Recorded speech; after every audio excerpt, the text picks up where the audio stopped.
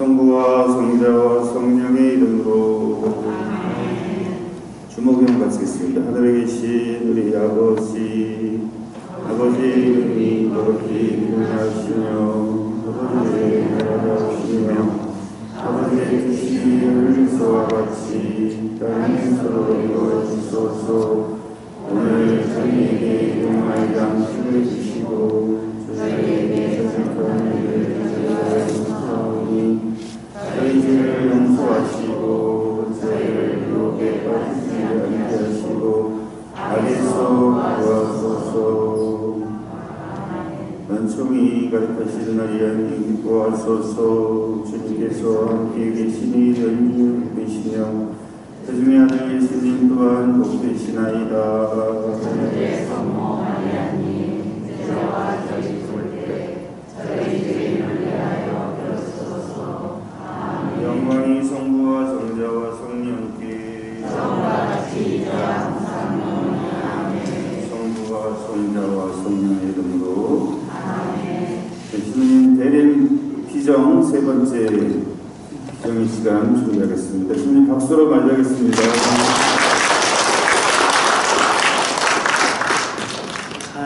반갑습니다. 제가 여기 조금 그 멍이 들었죠? 제가 조그만 애완용 개가 집에 있는데 밤에 자다가 옆발로다가 그 개가 파쳤나봐요. 그게 아니고 제가 1년 전부터 저 이빨 치료를 하고 있어요. 근데 마지막으로다가 여기 이제 그 치료 과정에서 여기다가 뼈 심는 게 있더라고요. 뼈 심고 그 다음에 임플란트 하게 되는데 그 뼈 심는 과정에서 이렇게 보니까 이런 과정을 꼭 거친다 그러더라고요. 그래서 여기가 좀 보았는데 보으면 어때요? 더 좋아지려고 한 건데 뭐. 그래서 마지막 치료 과정에서 여기가 조금 멍이 들었고 근데 일정과는 전혀 무관합니다. 이제 좀만 더 있으면 저 이빨 새로 이렇게 임플란트 박으면은 끝나게 돼 있어요. 그리고 오늘 마지막 강의인데 제가 먼저 말씀을 좀 드려야 될 것 같아요. 제가 강의 처음 시작했을 적에 뭐라 그랬냐면은 즐거워야 된다 그랬습니다. 근데 우리들의 즐거움은 어떤 다른 즐거움이 아니라 우리 사제로서는 깨달음에 대한 즐거움이 참 즐거움이다 이렇게 생각을 하는 거예요.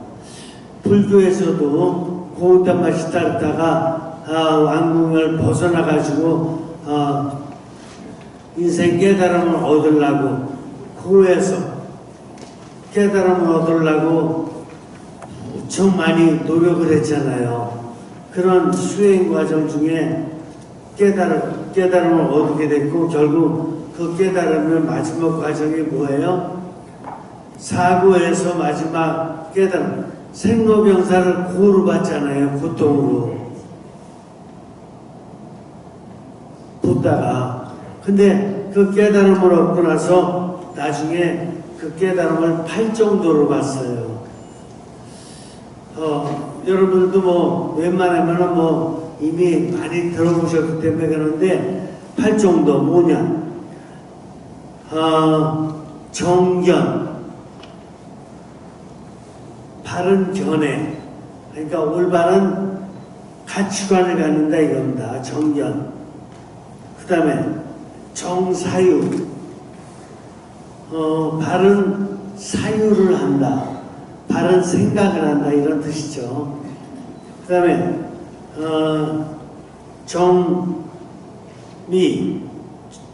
이게 뭐야? 정의, 이게 뭐야? 정어죠. 정어, 바른 말을 한다. 그 다음에 정업, 바르게 선행한다.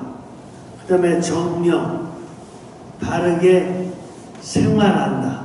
즉 규칙적인 생활을 한다. 정령, 어떤 바른 이상, 바른 목적을 갖는다. 그 다음에 정진, 이 모든 것을 바르게 정진한다. 또 정정, 어떤 정신 통일이라고 볼 수 있어요.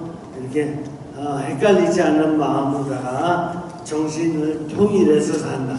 이렇게 8가지. 이걸 8정도라고 하죠. 이게 불가에서 제시하는 바른 삶으로다가의 길이다. 이렇게 우리 알고 있죠. 또 육아에서는 어떤가?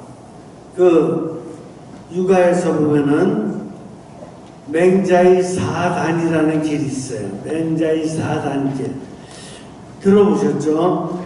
측은지심이다. 그러니까 인간을 측은하게 보는 마음.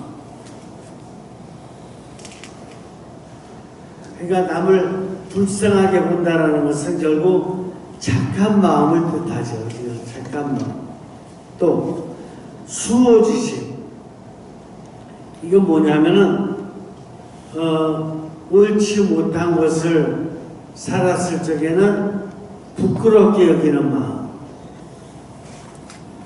그러니까 내가 잘못했습니다. 부족했습니다. 이렇게 자신을 부끄러워하는 것은 결국은 뭐예요?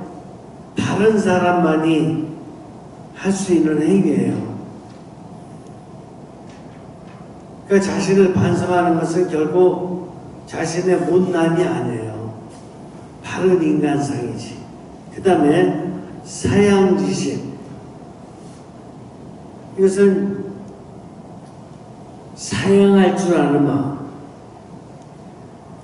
어른을 보고도 자리를 양보할 줄 모른다라는 것은 음식을 같이 먹는데 맛있는 것을 좀 자기가 덜 먹을 줄 아는 이런 사양하는 마음이 바른 마음이라 이거죠.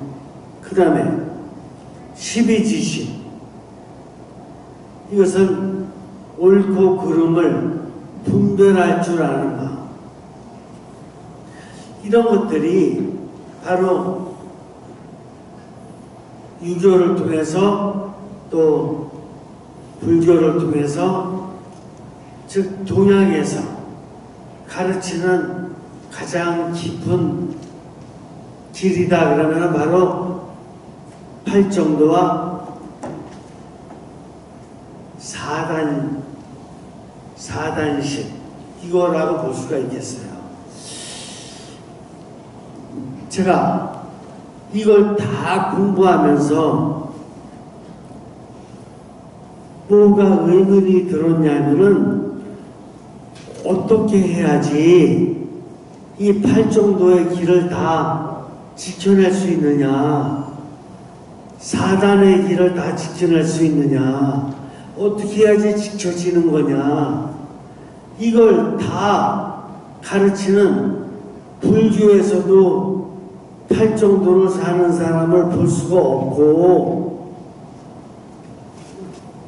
또 맹자의 이 4단도 유교를 갖다가 따르는 사람도 실제로 이 4가지의 4단의 길을 가는 사람을 제가 본 적이 없으니 결국은 원리는 이렇게 나왔는데 왜 지키는 사람이 없을까? 이게 의문일 수밖에 없어요.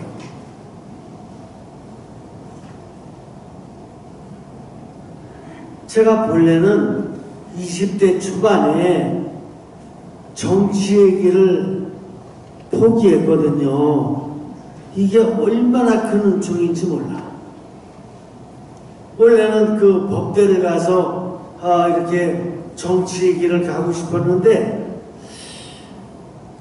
국회의원 선거가 있어서 저를 부르더라고요. 그러면서 청소년 위원장을 맡았으면 좋겠다고. 그때 제가 대학생이에요.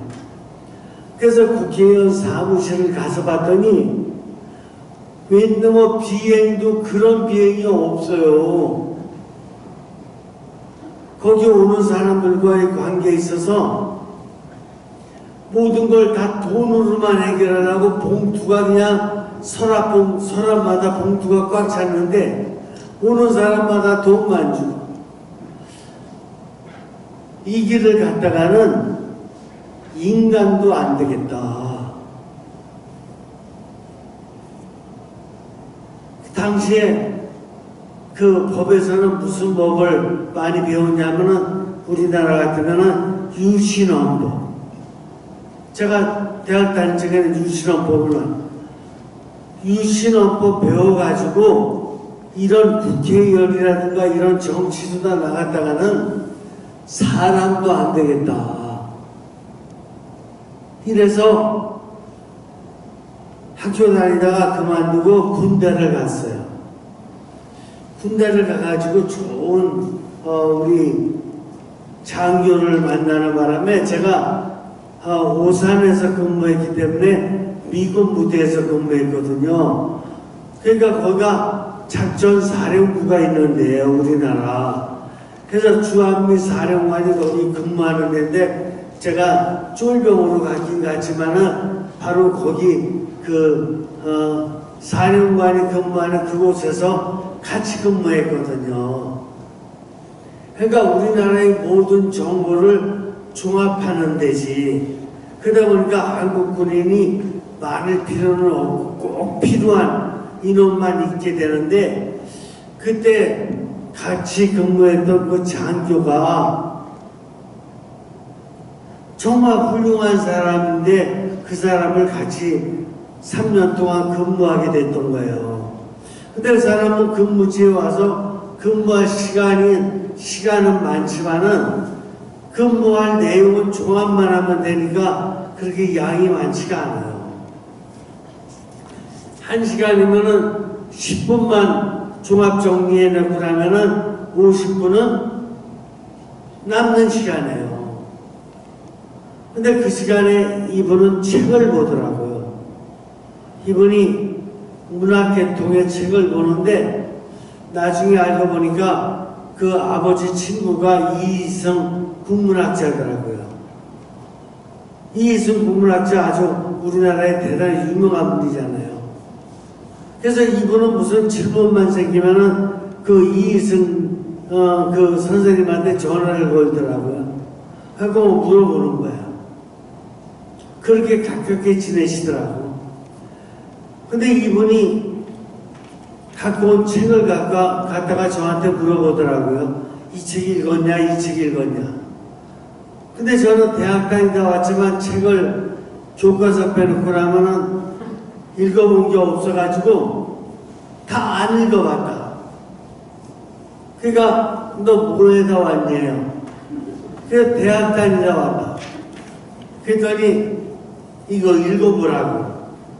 그래도 이거 정도는 알아야 된다.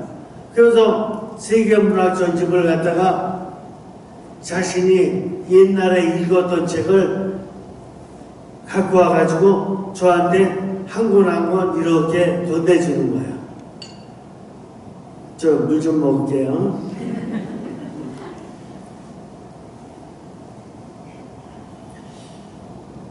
그래서 그 책을 갖다가 읽었는데 굉장히 오래 걸려. 그러다 보니까 너 한 4일 전에 빌려준 책 어딘지. 그래서 지금 재밌게 읽고 있다 그랬더니 아직도 읽고 이제. 그러면서 그 책 내용을 설명을 쫙 해줘요. 그런 설명 내용을 듣고 가서 읽으니까 그 나머지 남은 부분이 금방 확 읽어지더라고. 그래서 이제 다음번 또 근무 때 또 갖다 줬죠. 그랬더니 이 양반 다른 책을 또 갖고 온 거야. 이런 식으로다가 건네주고 해가지고 이 세계문학 전집 큰 이 두꺼운 책을 갖다가 제가 군대 생활 동안에 100권을 읽어요. 마지막 그 4권 남았어. 96권을 읽었는데 이제 군대에서 마지막 휴가야. 근데 4권 남았거든요.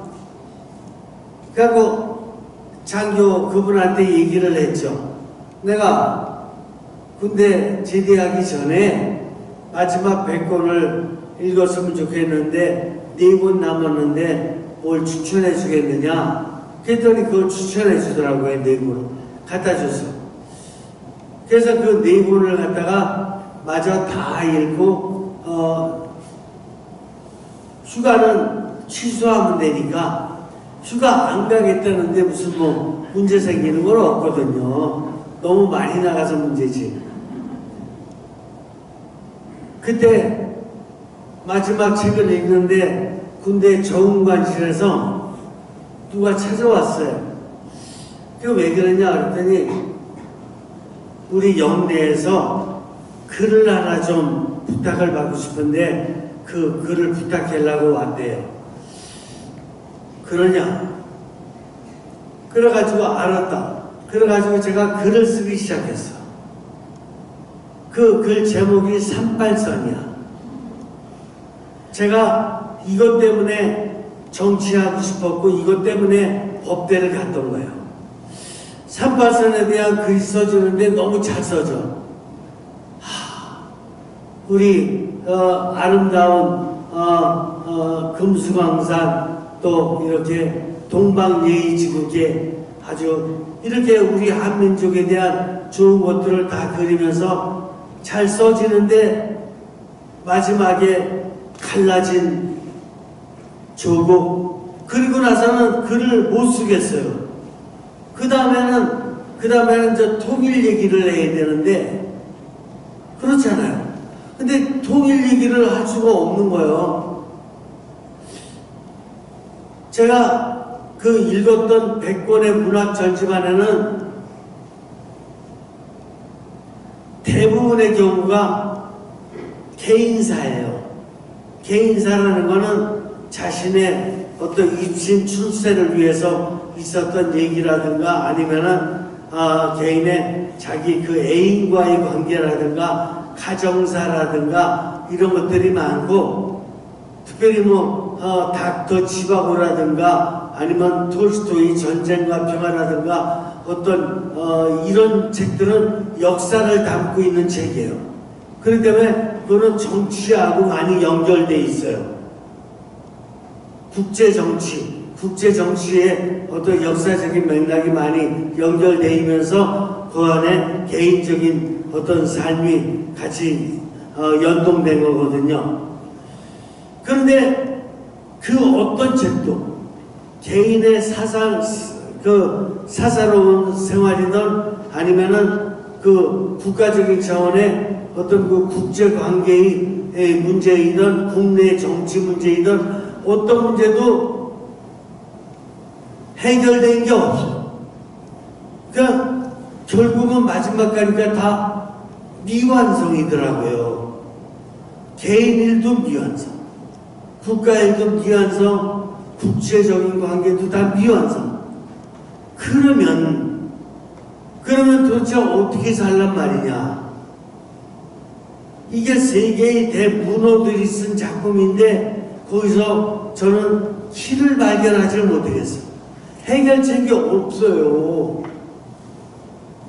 이야, 그렇다 그러면 나는 이제 앞으로다가 어떻게 삶을 살아야 되지?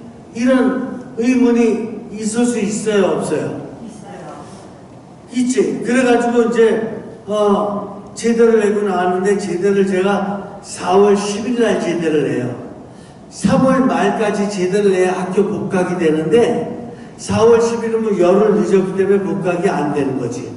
그래서 독서실을 가야 되겠다.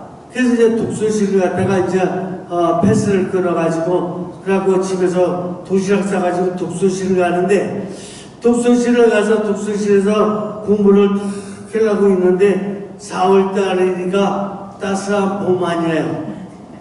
알아보 창문가에서 봄볕이 쫙 들어오는데 이게 나를 완전히 유혹하는 거야. 그래가지고 그 유혹의 빛을 따라서 가야 돼, 안 가야 돼요? 가야 되지.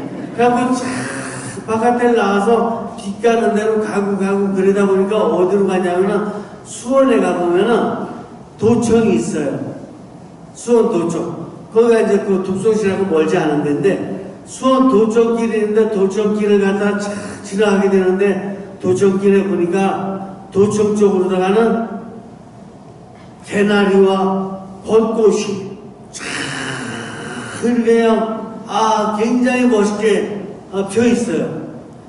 그래서 그 길을 따라 착 가는데 산속에 보니까 산속에 아주 이렇게 숨어 있기는 숨어 있듯이 진달래가 싹 이렇게 펴 있는 거야. 그러고 제가 진달래 있는 쪽 가야 돼, 안 가야 돼요? 가야 되지. 그리고 진달래 있는 쪽을 그때는 잘 걸었으니까 다 가가지고 진달래 아주 줄기째 다 꺾으면 안 되고 꽃만 딱 꺾으면 거기서 또 꽃이 나거든요. 그래서 꽃만 다 꺾고 입에다가 다 물었어. 물고 나서 이제 팔다산 꽃까지 올라갔어요. 올라가서 이렇게 보니까 팔다산에서 보면 저쪽에 저수지가 하나 보여. 그 저수지가 서우라는 거야. 서우 저수지인데 그 저수지에 그 물살이 바짝바짝 하는데 그 물고기들이 낼름낼름 그러면서 뭐 아주 그냥 저를 보고 유혹하는 것 같아요. 그래서 또 유혹하니까 어디로 유혹하는지 모르는데 가긴 가야 돼, 안 가야 돼요? 또 가야 되지. 그래서 가고 이렇게 하다 보니까 거기가 어디냐면은 제가 옛날에 초등학교 5학년 때 영세 받았고 또 중학교 때 고등학교 때 거기서 학생회 생활했고 학생회장까지 했고 그리고 거기서 매일 성당 청소도 하고 이랬던 고등도 성당이 나오는 거야. 그리고 저도 모르게 들어가서 저기 중간 정도에 딱 앉아 있는데 앉아서 여러 가지 옛날 생각이 참 이게 생각이 나는데 내가 지금 뭐 하고 있어요? 내가 지금 방황하고 있더라고요. 뭐가 방황하냐? 인생길을 어디로 가야 될지 방황하고 있더라고요. 지금까지 잘 살아왔어요? 못 살아왔어요? 잘 살아왔지. 그러니까 고등학교 때 그래도 제가 공군 사관학교 또 시험은 붙었고 어쨌든 대학 법과대학에 붙었으니까 시골에서 그래도 프레카드가 학교에 2번이나 붙을 정도로 잘 살아온 거죠. 그렇게 열심히 그냥 뭐 어쨌든 간에 살아온 건데 지금 앉아서 어떤 인생을 살아야 되느냐 생각해 보니까 방황하고 있는 거예요. 제가 세계문학전집에서 세계적인 인생길을 갖다가 많이 이게 휘저봤거든요. 전 세계 여행을 한 번도 그때까지 가본 적이 없는데 책 속에서는 다 돌아다녔거든요. 특별히 유럽 엄청 많이 돌아다녔어요. 나중에는 해밍웨이 노인과 바다 미국까지 책 속에서는 막 엄청 돌아다녔다고요. 근데 못 찾겠는 거야. 이런 삶 살으면은 결국 나중에 이 작품에 등장하는 그 등장인물과 같이 마지막에는 별 의미가 없겠어요. 별 의미가 없어요. 책 속에 나와 있는 사람들 주인공이든 아니면 들러리든 다 별 볼 일 없더라고요. 이렇게 살아갖고 이게 뭐 할 거냐. 그러면서 시간이 몇 시간 지났는지 저도 모르겠어요. 그냥 이렇게 있어요. 그러고 난 다음에 이렇게 어느 시간이 이제 흘렀는데 그러고 나서 이렇게 계속 앉아 있어봐야 어차피 미완성이다. 어떻게 해야 될지 모르겠다. 그러고 나서 길을 딱 나가는데 보니까 저 맨 뒤에 어떤 분이 앉아 계셨는데 보니까 본당 신부님이 앉아 계셨더라고요. 근데 저는 그거 알아요, 몰라요? 모르죠. 그래서 본당 신부님이 몇 시간이 됐는지 모르겠어요. 같이 앉아 계신 것 같아. 그랬더니 저보고 들어오라 그러더라고요. 그래서 처음으로 난생 처음 사제관이라는 데 들어갔다. 그래서 들어가서 그거 뭐 했는지도 모르고. 그래서 들어가서 이렇게 있는데 저한테 뭐라 그러냐면은 여기 학생들 지도 좀 해주면 어떻겠냐 그러더라고요. 근데 거기서 제가 학생 회장도 했던 데니까 뭐 다른 건 몰라도 그냥 애들하고 같이 청소 좀 하고 그 다음에 애들 뭐 이렇게 문학의 밤이나 이런 거 하면 조금 도와주고 이렇게 하면 되겠지. 성서나 이런 거는 어차피 하나도 모르니까 이렇게 하면 되겠지. 이런 생각이 있었거든요. 그래서 맡아서 했어요. 그랬더니 한 9월인가 10월 넘어가기 막 그때쯤 되는데 본달스님이 부른다고 그러더라고요. 그래서 또 갔지. 갔더니 너 신학교 한번 가볼래? 그래서 제가 처음 듣는 학교 이름이야. 제가 입시유학에서 그렇게 수도 없이 많이 학교를 들여다봤는데 이건 처음 듣는 이름이야. 신학교라는 데는 없거든요. 신학교, 부학교 이런 거 없거든요. 근데 처음, 그래서 이게 뭐지? 그러나서 뭣도 모르고 그냥 나왔어요. 그랬더니 집에 갔더니 아버지가 엄청 좋아하시대. 너 신학교 간다며? 본달신문한테 무슨 전화를 받는 거예요.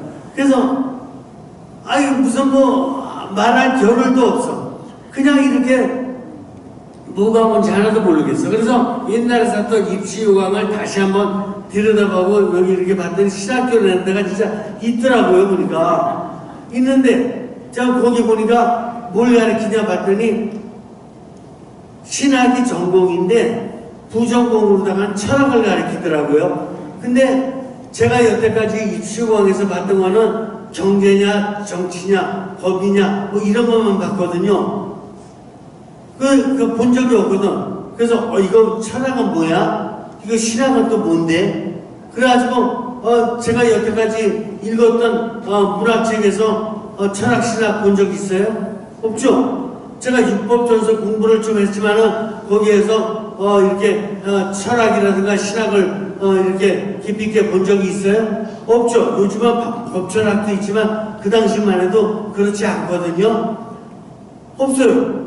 이거 뭐지? 여기서 한번 인생길을 찾아보래. 뭐 지금 쌓여놓은 거 아닌가? 그래서 그냥, 이게 뭐야,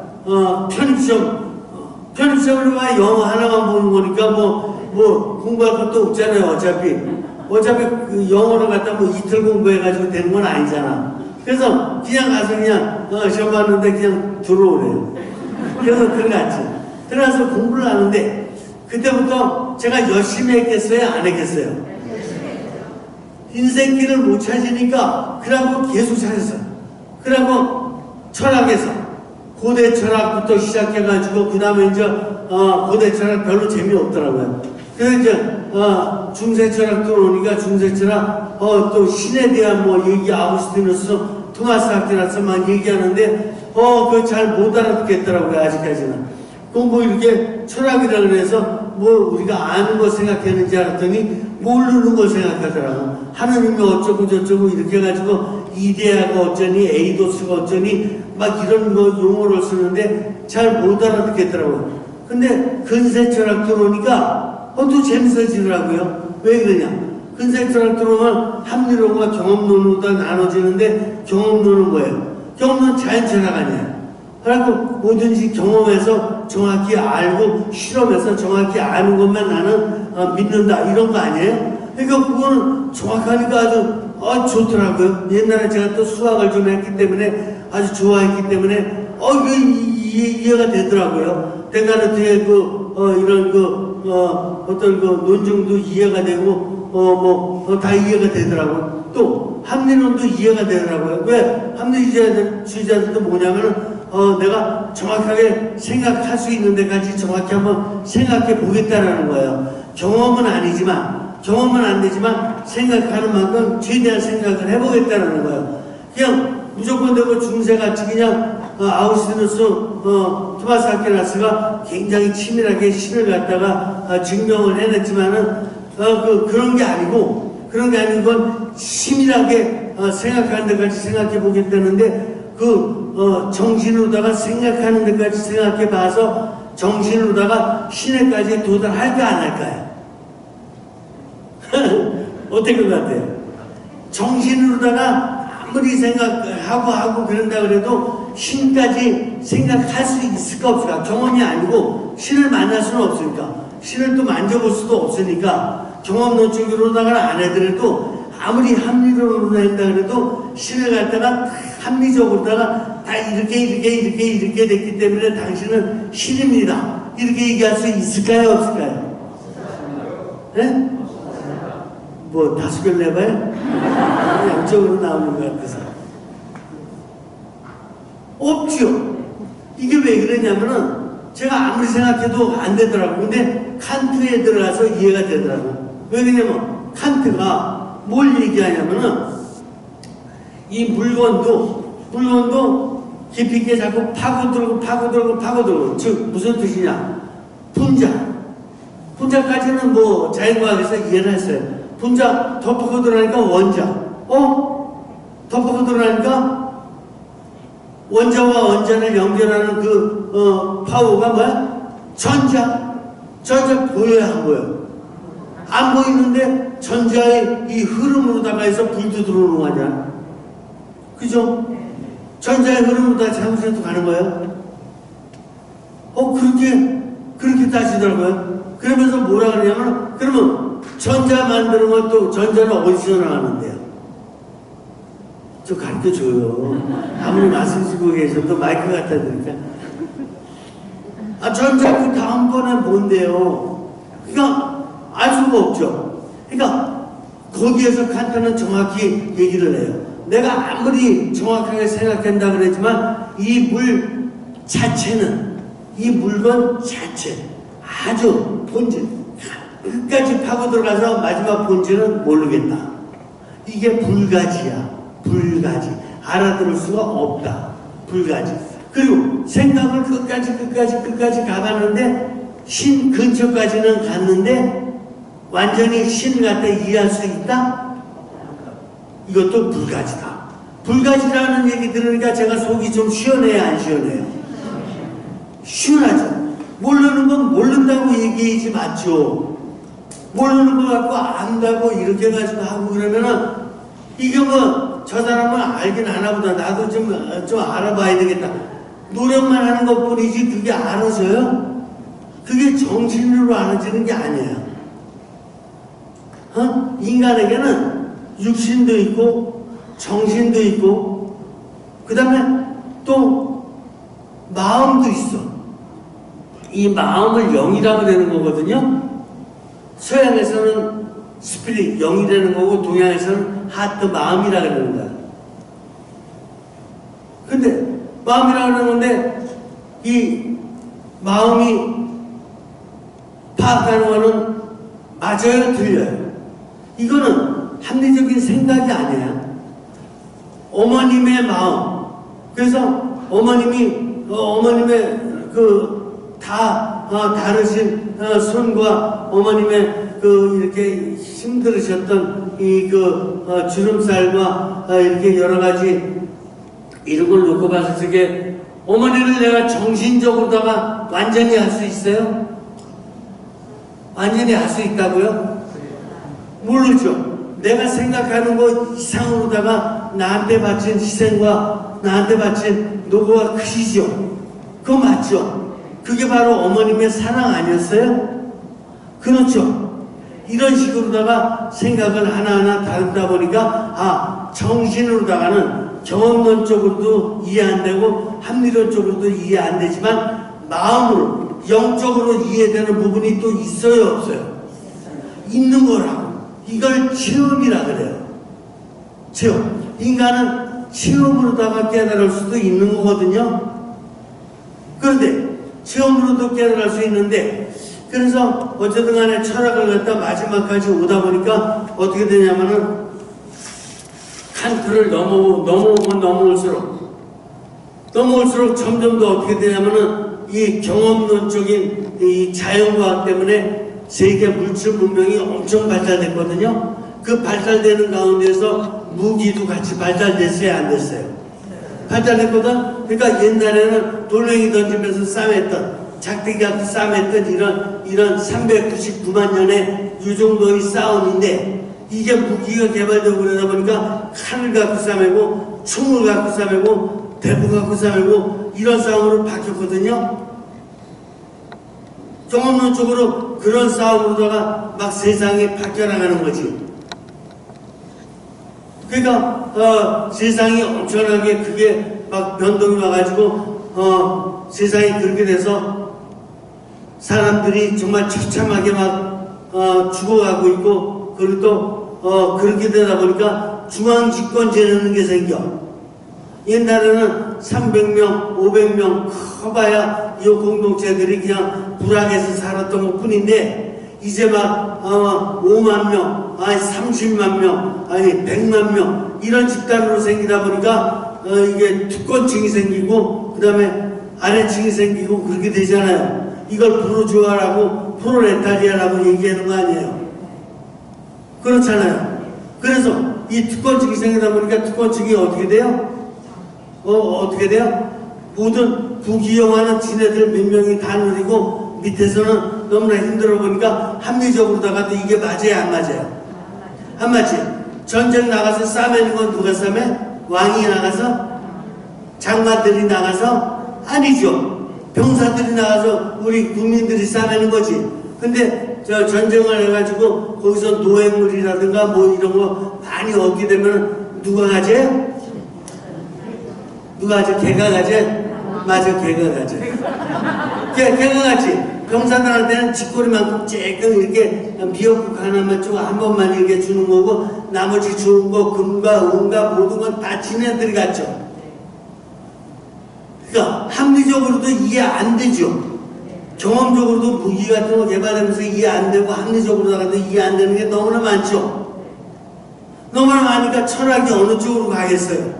철학이 제가 세상 사는 거 보니까 못 살겠다고 갈 수밖에 없죠. 그러니까 해결 같은 사람이 나와가지고 야 못 살겠다. 도대체 이게 뭐냐? 그래서 이게 절대정신, 어떤 절대정신이라는 게 초인을 얘기하는 거거든요. 초인. 어떤 초인과 같은 사람이 정말 좀 인간다운 멋진 사람이 좀 나와야지만 이 세상이 좀 변화되지. 그렇지 않아갖고 어떻게 변화되겠느냐? 난 세상 정답을 못 찾겠다 이렇게 나오는 거거든요. 이게 실존주의로 하는 거거든요. 그래서 한편에는 공산주의로 갔고 한편에 실존주의로 갔어요. 공산주의로 왜 가요? 이것들이 말이야 이론은 좋은데 이걸 갖다 실천을 나쁘게 하는 거야. 다 같이 똑같이 살면 좋겠다라고 그럴듯하죠. 말은 그럴듯한데 공산주의 들어가 보면 어떻게 돼요? 아주 소수의, 아주 극소수의 특권 주머니 모든 걸 다 갖고 나머지는 못 사는 쪽으로 공평해.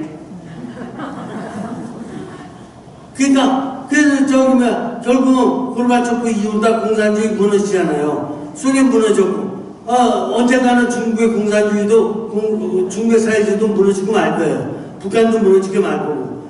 그런 데는 안 되죠. 인간의 자유의 어떤 존엄성에 이런 것들이 안 이루어지고 있으니까 이런 것들이 완전히 무시당하니까 공산주의는 무너지게 돼 있고.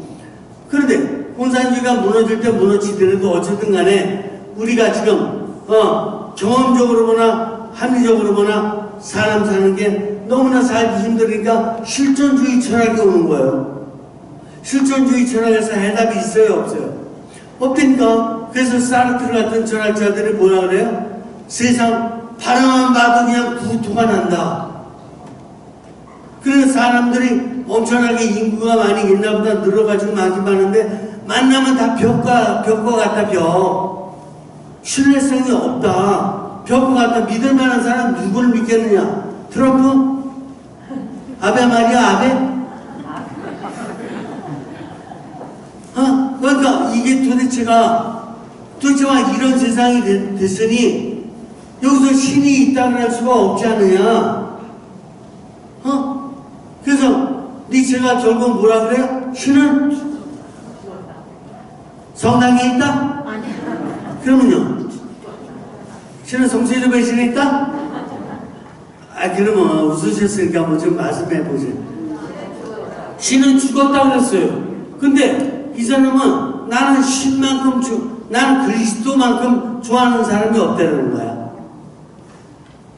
근데 그리스도야말로 첫 번째 크리스찬이면서 마지막 크리스찬이라는 거야. 근데 왜 그렇게 그리스도가 좋은 사람인데 그 그리스도를 닮는 사람이 없냐는 거야. 에?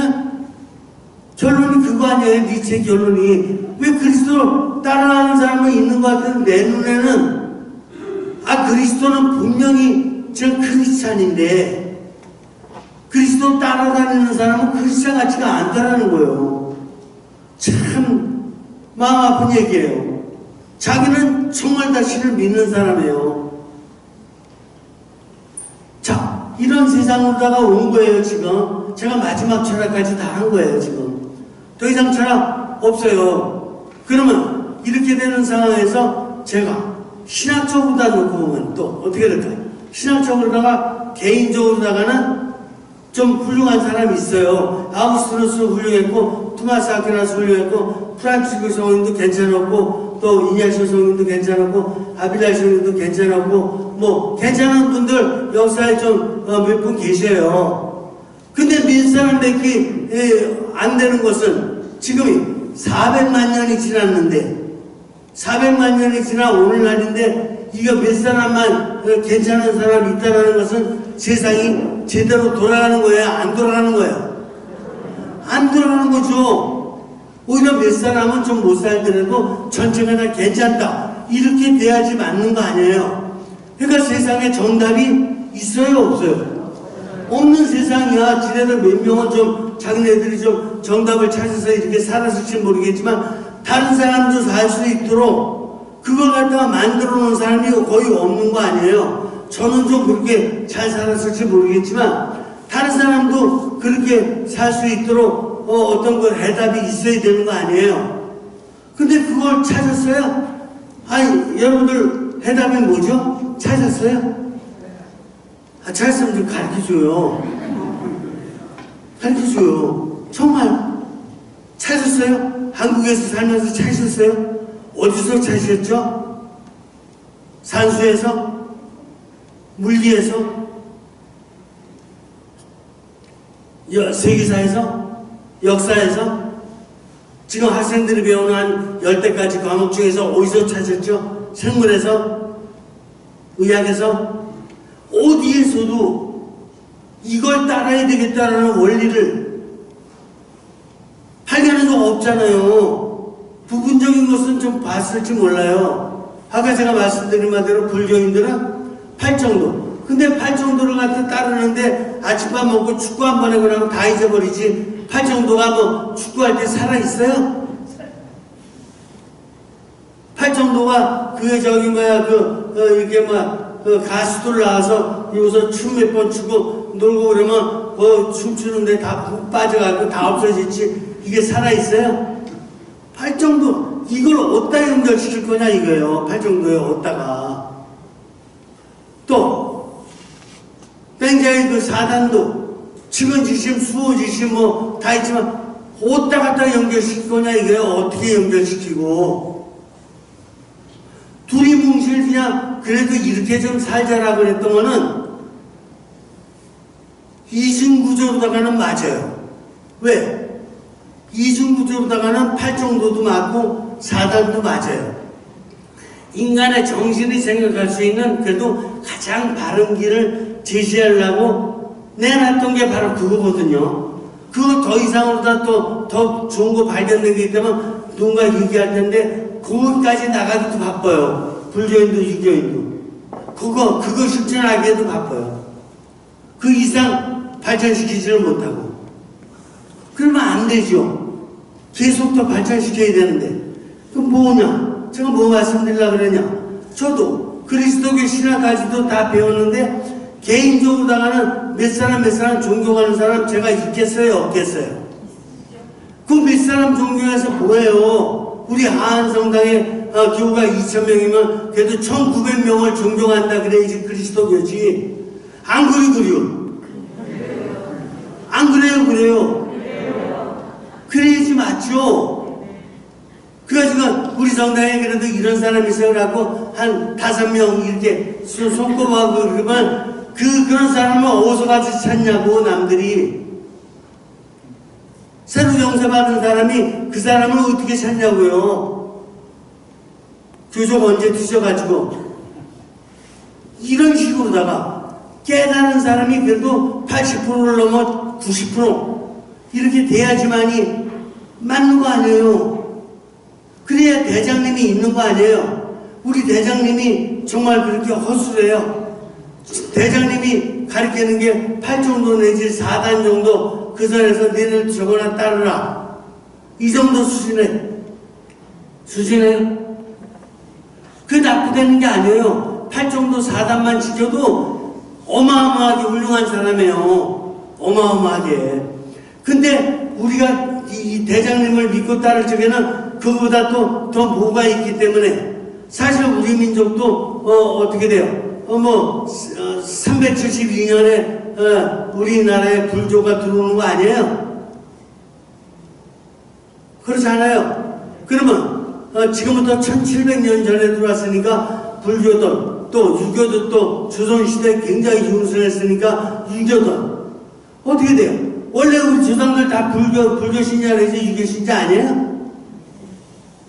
다 그렇지고 다 조선시대에 영세받은 사람 누구 있어요? 있구나 한 명. 그렇죠? 이승훈이 그 조선시대 사람이니까. 그러나 몇 사람이나 되냐고요? 없죠? 근데 지금 우리가 그리스도교를 믿는 이유는 뭐예요? 왜 믿죠? 뭔가 확실한 게 좀 있어야 되잖아요. 이걸 제가 신학교를 졸업하고 신부가 됐었고 신부되고 나서도 14년 동안을 신학교 교수 생활을 했어요. 근데 처음에 교수로 들어가서 3년 동안은 못 찾겠는 거야. 아직도 뭐야? 아직도 방황이야, 방황. 정확하게 못 찾아. 정확하게 찾으려면은 어떻게 찾아야 되느냐? 하면은 16세기부터 일어났었던 경험주의적인, 자연과학자주의적인 과학적인 방법과 또 합리주의자들이 얘기했던 합리적 과학주의. 그러니까 합리주의자들이 따르는 합리적 과학주의와 경험주의자들이 따르는 경험적 과학주의 이 두 가지를 다 초월해야 돼. 초월한다는 뜻은 뭐냐? 점핑한다는 뜻이 아니라 이 두 가지를 다 포함하면서 더 높아져야 돼. 이해가 되십니까? 이 정도 돼야지 깨달은 거야. 이 정도 못 깨닫고 대충 깨달은 사람은 경험론자들이 얘기할 적은 거기 가서 훅해요. 합리론자들이 얘기하고 거기 가서 또 훅하고. 그러니까 대충 그냥 이렇게 어리숙하게 알고 있어가지고는 아는 게 아니라 방황하는 거지. 그러면 크리스찬 중에서 대부분의 경우가 우리나라는 지금 70%가 냉담이거든요. 뭐 이거 창피하다고 생각할 필요 없어요. 팩트는 팩트대로 정확히 얘기해 주는 게 맞죠. 그렇죠? 그러니까 왜 70%가 냉담이다라는 것은 무슨 뜻이에요? 우리는 그리스도교를 믿지만 그리스도교를 안 믿는 사람이 더 많다. 이렇게 얘기해 맞는 거 아니에요? 나머지 30% 중에서도 어때요? 그 중에서 몇 명 꼽을 수 있을까? 몇 명 꼽을래요? 몇 명 좀 꼽아주세요, 여기. 몇 명이라고 할 수 없잖아요. 비 오는 날, 아침에 비 안 올 줄 알아서 기념 왔는데, 미사 끝나고 나서 갈 때 보니까 비가 오거든요. 근데 우산 갖고 온 사람이 2명 있으면은, 그 사람이, 우산 안 갖고 오세요. 우리 할머니하고, 우리 이렇게, 자매님 우산 태워다 씌워가지고 해드려요? 네? 해드리라고요? 나 갈 길 바쁘잖아요. 나 바빠 아니에요? 나 바빠. 나 몰라. 나 바빠. 내가 이 많은 사람을 언제 다 우산 다 씌워갖고 해드려. 아예 안 하는 게 낫지. 이런 거 아니에요? 네? 우리 방기도 모임하고 이런다 그래서 저게 방기도 모임 나 하나야 뭐 이런 거 아니에요? 그 반기도 모임 가는 거예요, 우리가? 반기도 모임 가는 게 아니에요. 뭐 하러 가는 거예요? 그리스도 만나러 가는 거예요, 우리 대장님. 근데 대장님 만나러 가는데, 아니, 대통령이 좀 만나자 그랬지는 어떻게 가실 거야? 아, 집에서만 팬이도 바르고, 여기 뭐 눈썹도 그리고, 여기 뭐 엄청나게 좋은 옷도 이렇게 하고, 이렇게 하고, 가실 거 아니에요? 야, 네 차가 내 차보다 더 좋으니까 너 얼른 와서 나 좀 태우고 가라. 막 이럴 거 아니에요? 반기도 모이면 청와대 정도가 문제가 아니에요. 화이트하우스, 백악관, 미국의 백악관 정도 문제가 아니라고요. 근데 반기도 모임 알기를 대장님 계신 것도 모르고, 아니, 그런 사람도 있다 이거예요. 그런 사람도 있다 이거예요. 그래서 소원국제 모임이라는 게 안 되는 이유가 그런 사람도 있다 이거예요. 그런 사람들이 없다면 어떻게 70% 이상이 냉감자고 유아세례 받는 사람이 10%밖에 안 돼요. 애도 안 낳지만 애 낳았어도 유아세례 받으려고 해도 안 해요. 견진이 뭐가 중요한지도 몰라요. 견진 받아서 뭐 하는 건데? 그냥 그날 와서 예식이나 참석하고 이러고 마는. 그러니까 왜 중요한지를 알아야지만이 키를 갖고 있어야지 뭐가 되는 거 아니에요. 근데 키가 없으니 어떻게 할 거냐고요. 그 대충만 알고 이렇게 산다 그러면 이것은 인생을 어떻게 살아야 될지 안다고 볼 수가 없는 거예요. 당황하고 있다고 봐야지. 그러면 저는 뭐 말씀드리려고 그러는 거냐. 제가 민시부님이랑 연구를 보다시부님이랑 제가 몇십 년 이렇게 가지고 계속 연구 모임을 해오는 게 있어요. 왜 이걸 해오느냐, 힘드는데. 왜 이걸 하느냐 하면은 키를 찾았기 때문에 하는 거예요. 열쇠를 찾았으니까 열쇠를 만들어 드리려고 하는 거예요. 열쇠 만들어 드리려고. 열쇠를 여러분들이 찾으실지 안 찾으실지는 다음 시간 1시간 안에 승패가 갈려요. 열쇠가 정말 있는지 없는지, 그리고 이 열쇠를 내가 찾을 만한지 안 한지를 갖다가 판단을 여러분들이 하실 거예요. 다음 시간에. 저희들이 있는 힘을 다 바쳐서 지금 하고 있는 거예요. 아시아를 책임지고. 제가 그래도 교수생활 14년 했기 때문에 제가 연금을 4억을 받은 게 있어서 그걸로다가 몽창 다 책 내는 데라 쓴 거예요. 책 팔고 이 가진 게 중요하지 않아. 아예 팔지도 않아. 안 왔어요. 그냥 그런 거 없어. 그걸 갖다 다 틀을 갖다 싣고만 다니면서, 그러나 거기에 키가 있다는 것을 제가 정확히 말씀드려요.